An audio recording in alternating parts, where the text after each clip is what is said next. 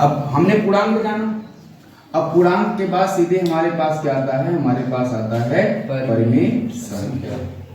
ठीक है, अब परिमेय संख्या को हम लोग कहते क्या है इंग्लिश में, परिमेय संख्या को हम लोग कहते हैं रेशनल नंबर।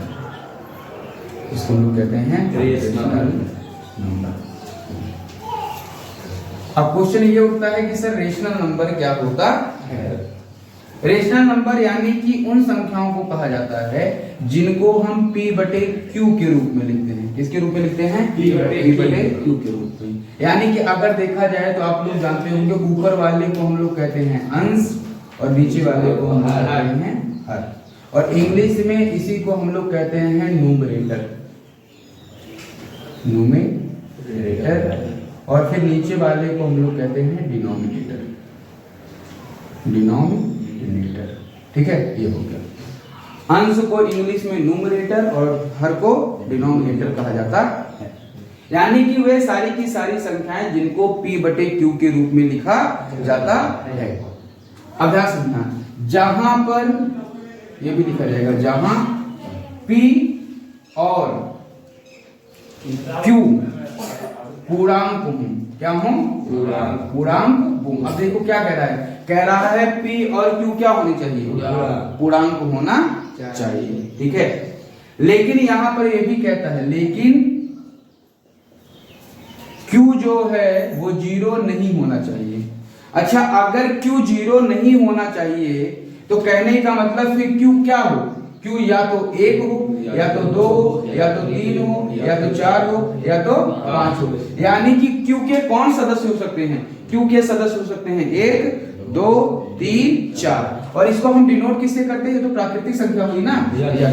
ठीक है, यानी कि q का एलिमेंट कौन हो सकता है, q का एलिमेंट हो सकता है यन। एलिमेंट मतलब होता है सदस्य, q का सदस्य कौन हो सकता है यन। ठीक है, और कहता है p का सदस्य भैया आप w रख लो। क्यों, क्योंकि ऊपर वाले को तो आप 0 लिख सकते हो, 1 लिख सकते हो, 2 लिख सकते हो, 3 लिख सकते हो, 4 लिख सकते हो, कुछ भी लिख सकते हो। ठीक है, और यही नहीं, यहाँ पर अब देखो ये जो नेचुरल है, अगर नेचुरल कह रहा है तो सब पॉजिटिव संख्याएं जाएंगी, और अगर माइनस में कह रहा है, क्योंकि पूर्णांक कह रहा है, क्या कह रहा है, पूर्णांक, तो आप जानते हो पूर्णांक प्लस में भी होता है और माइनस में भी होता है। ठीक है, 0 नहीं होगा, बाकी सब हो सकता है। क्यों 0 नहीं होना चाहिए, इतना समझ में आ गया। चलिए, यानी हमको पता लग गया कि परिमेय संख्याएं क्या होती हैं, परिमेय संख्याएं वो होती हैं जिनको p बटे q के रूप में लिखा जा सकता है। ठीक है, लेकिन q 0 ना होना चाहिए। ठीक है, अब जैसे आपसे कहा जाएगा कि ये बताओ -3 बटे 5 लिखा गया, क्या ये परिमेय संख्या है कि नहीं है? क्यों, क्योंकि सर यहाँ तो लिखा है ना पूर्णांक, तो -3 क्या है, पूर्णांक है, 5 क्या है, पूर्णांक है। ठीक है, तो ये क्या हो गया, p बटे q के रूप में लिखा गया, इसलिए परिमेय संख्या है। फिर आपसे पूछा गया, अच्छा ये बताओ 4 ये परिमेय संख्या है? Yes sir. सर है, क्यों नहीं है, क्योंकि उसमें पूर्णांक लिखा गया, पूर्णांक में तो 4 भी आता है। और रही इसके नीचे q की बात, तो हम तो 1 लिख ही सकते हैं। फिर आपसे कहता है कि अच्छा बताओ 3 बटे 5, हाँ सर ये भी है, क्योंकि पूर्णांक में पॉजिटिव और निगेटिव दोनों संख्याएं आती हैं।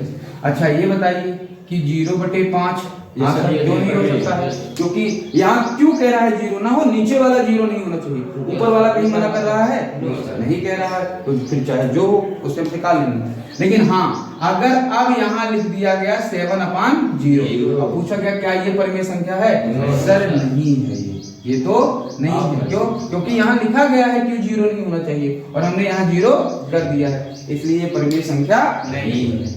ठीक है, यानी कि वे सारी की सारी संख्याएं जिनको हम इस रूप में किसी ऐसे लिख सकते हैं, वो सब क्या कहलाती है, परिमेय संख्या कहलाती है। जैसे आपसे कहा गया 2008 और बटे 1920, अब पूछा गया क्या ये परिमेय संख्या है, हाँ है। क्यों नहीं, क्योंकि संख्या ये भी तो हो सकती है भाई, हम 1 2 3 4 तक पढ़े हैं, और होने की संख्या करोड़ों तक होती है। आपसे पूछा गया कि -5 2 8 9 7 और बटे 1, क्या ये पूर्ण परिमेय संख्या है? ठीक है, तो ये कहलाती है क्या, परिमेय संख्या। परिमेय संख्या का ग्राफ क्लियर हो गया ना? ठीक है, यानी कि वे संख्याएं जिनको p बटे q के रूप में लिखा जा सकता है, और q क्या नहीं होना चाहिए, 0 नहीं होना चाहिए। अच्छा सर 0 हो गया तो क्या होगा, तो कल ही तो बताए थे। जैसे आप इसको मान लो ये है 3 है, अब 3 को अगर आप 5 से भाग दो, ठीक है, तो आप यहाँ दोगे 5, अब यहाँ नहीं जाएगा दशमलव लगाओगे, 0 बढ़ाओगे, 5 30 कैंसिल किए।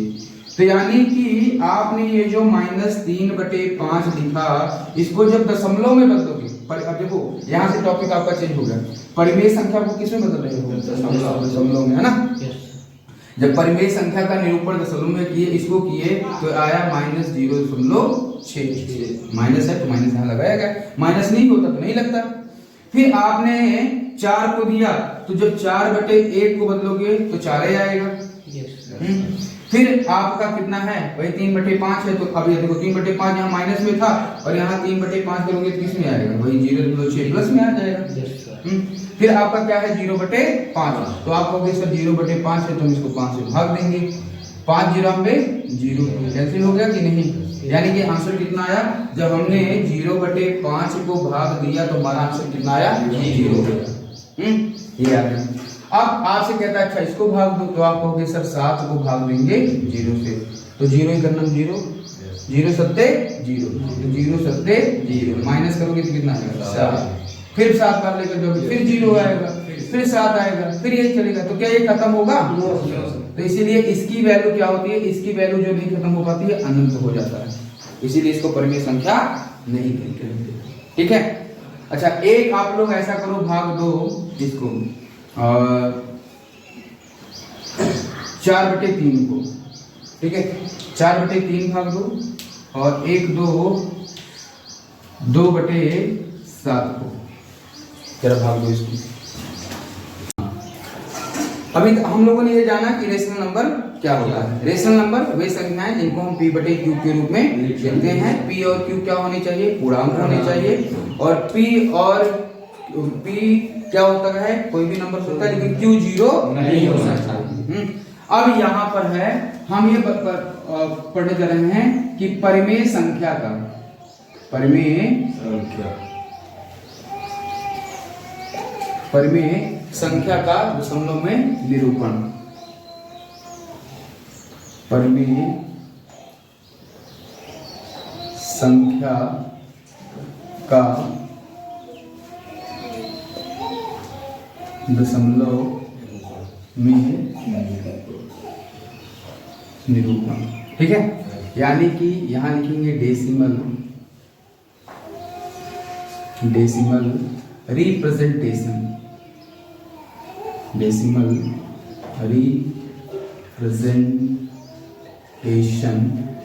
Representation of rational number. ठीक, ये पढ़ने चल रहे हैं। यानी कि हमको क्या करना है, हमको कोई भी रेशनल नंबर दिया होता है तो उसको हमको किस में रिप्रेजेंट करना है, दशमलव। जैसे आपसे दिया गया 5/4, रेशनल नंबर ही है, पहला ये हो गया। फिर आपका लिखा गया 6/7, रेशनल नंबर ही, या इसको अभी ऐसा करो 1/7। फिर आपने लिखा 8/3, ये हो गया। फिर आपने लिखा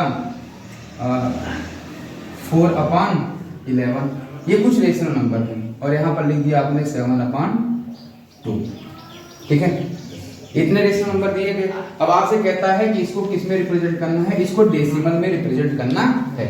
तो आपने कहा सर जब हम 5/4 को डेसिमल में रिप्रेजेंट करेंगे तो आप कहोगे कि 5 को हम किससे भाग दे देंगे, 4 से।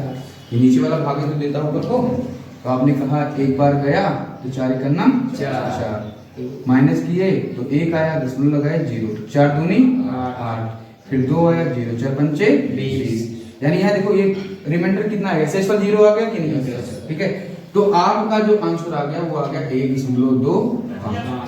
फिर आपसे कहा गया 1/7 को भाग दो, तो आप क्या करोगे, अब 1/7 को भाग दोगे, तो 1 यहाँ लिखोगे और 7 यहाँ से।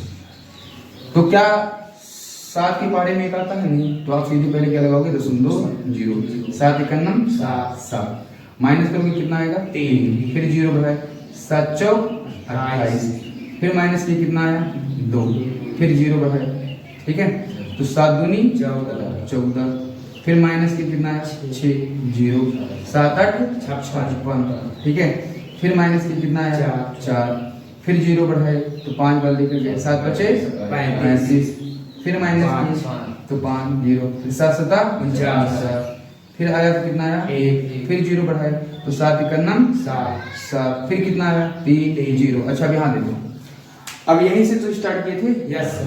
10 10 के बाद कौन आया 7, और यहाँ 10 10 के बाद 7, तो माइनस ही तो करोगे इसको, तो माइनस करोगे फिर देखो यहाँ 3 आया कि नहीं, और फिर यहाँ 3 आया कि नहीं, फिर माइनस करोगे तो 2 आएगा कि नहीं, फिर ऐसे करते करते फिर बार बार रिपीट होगा कि नहीं। यानी कि देखोगे तो ये जो नंबर है 1 4 2 8 5 7, फिर रिपीट होगा 1 2 4 8 5 7, फिर रिपीट होगा 1 2 4 8 5 7। यानी कि देखोगे तो ये जो नंबर है इतना, ये वाला नंबर जो है, ये वाला नंबर जो है ये बार बार रिपीट कर रहा है। Yes sir. ये तो रिपीट कर रहा है 1 4 2 8 5 7, 1 2 अच्छा 1 4 1 4 1 4 2 8 5 7, 1 4 2 8 5 7, ठीक है, बार बार रिपीट कर रहा है कि नहीं।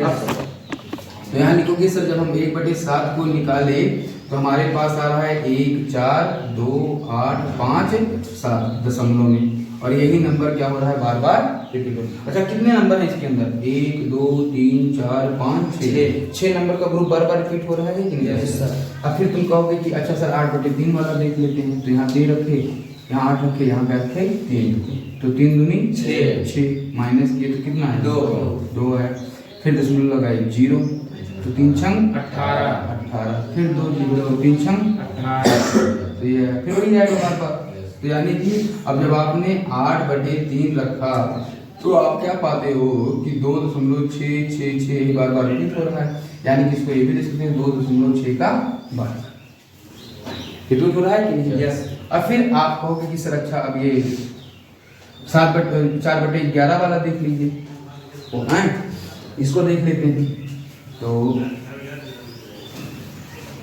आपने देखा यहाँ रखा 4 और यहाँ रखा 11, अब 11 के टेबल में 4 आएगा नहीं आएगा, तो डेसिमल लगाएंगे 0 लिखेंगे, 11 3 जा 33 आया कि नहीं।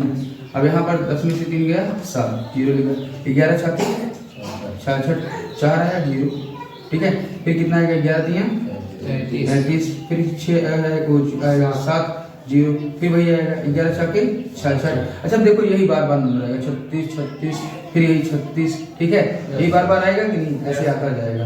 तो यहाँ पर 2 नंबर बार बार रिपीट हो रहे हैं कि नहीं।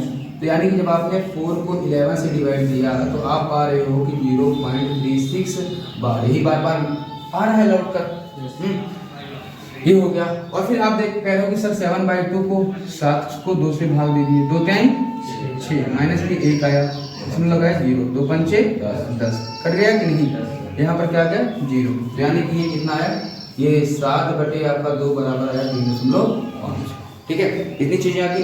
अच्छा इन चीजों में आपने कुछ, ये सब क्या थे, ये सब परिमेय संख्या थी कि नहीं, ये सारा का सारा रेशनल नंबर है कि नहीं। और जब हम रेशनल नंबर को दशमलव में बदलते हैं, जब अभी हमने यहाँ पर देखा, जब रेशनल नंबर को हमने ये दशमलव में बदला, इतना जब रेशनल नंबर को दशमलव में बदल रहे हैं तो हम ये पा रहे हैं कि या तो परिमेय संख्या पूरी तरीके से विभाजित होकर दशमलव पूरा प्राप्त हो जाता है, या तो कोई नंबर का ग्रुप, देखो एक नंबर का ग्रुप रिपीट हो रहा है, ये नंबर का ग्रुप या तो कई जो नंबर होते हैं ग्रुप में हो सकते हैं, या तो नंबर अकेला हो सकता है, देखो जोड़ा में आया कि नहीं, और यहाँ पर नंबर पूरी तरीके से, कहने का मतलब ये जो पूरी तरीके से डिवाइड हो गए ना, जिनके नीचे 0 आ गया, इनको हम लोग कहते हैं शांत दशमलव। क्या कहते हैं, शांत दशमलव, यानी कि इंग्लिश में इसको कहते हैं टर्मिनेटिंग डेसिमल। क्या कहते हैं, टर्मिनेटिंग डेसिमल, ठीक है, यानी कि टर्मिनेट हो चुके हैं, बिल्कुल खत्म हो चुके हैं, खत्म हुए तभी तो यहीं पे रुक गया, नहीं तो कोई नंबर बार बार बढ़ता, और ये बेचारा अभी तक शांत नहीं हुआ, इसीलिए इसको कहते हैं अशांत दशमलव, अशांत दशमलव, ठीक है। इनको हम फिर इंग्लिश में कहते हैं, टर्मिनेटिंग के आगे नन लगा दो बस, फिर नन टर्मिनेटिंग डेसिमल, ठीक है, ये चीजें हो गई। अब इसमें ये नन टर्मिनेटिंग, ये नन टर्मिनेटिंग और ये टर्मिनेटिंग, यानी कि आपने एक चीज सीखा कि जो परिमेय संख्याएं हैं, ये दो तरीके की हो सकती हैं, एक शांत दशमलव हो सकता है और एक अशांत। या तो संख्या पूरी तरीके से विभाजित हो जाएगी डेसिमल में, या तो संख्या नहीं विभाजित होगी, कोई एक नंबर, दो नंबर या कुछ ग्रुप उनके बार बार रिपीट होते रहते हैं। उन्हीं संख्याओं को हम लोग क्या कहते हैं, परिमेय संख्या कहते हैं। ठीक है, ये हो गया। अब इसी का उल्टा क्या होता है, अपरिमेय संख्या। अपरिमेय संख्या में क्या होता है, ऐसे दशमलव जो ना तो पूरी तरीके से शांत होंगे और ना ही अशांत होंगे, उनका कोई नंबर नहीं मिलेगा। ठीक है, वो अलग अलग नंबर बार बार आते रहते हैं, चलते रहते हैं, तो उनको हम क्या कहते हैं, अपरिमेय संख्या। यानी कि अपरिमेय संख्या को हम p/q के रूप में नहीं लिख सकते। अब समझ में आ गया ना? इसको अभी इतना नोट कर लो, फिर कल हम देखेंगे अपरिमेय संख्या।